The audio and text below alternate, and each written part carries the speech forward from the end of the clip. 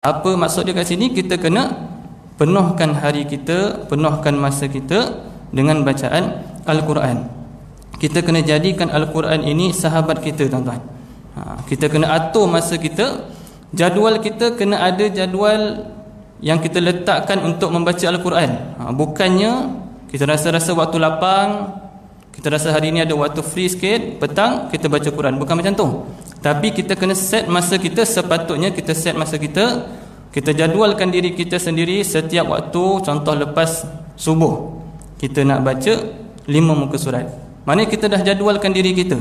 Kita dah lapangkan masa kita untuk Al-Quran. Bukannya tunggu masa lapang baru baca Quran. Bukan macam tu.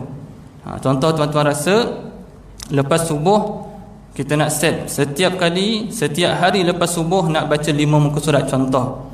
Maknanya kita kena ada jadual kita. Lepas maghrib kita nak baca 2 muka surat, contoh. Ini adalah sepatutnya apa yang kita buat. Kita pastikan Al-Quran itu kita baca pada setiap hari.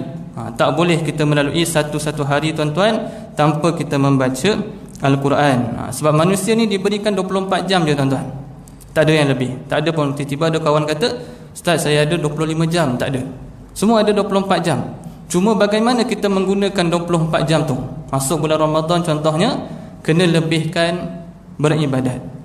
Mungkin kita penat nak bangun diri solat, kita penat, kita baca Quran, kita berzikir sebagai contoh. Kita ada 24 jam je, tuan-tuan.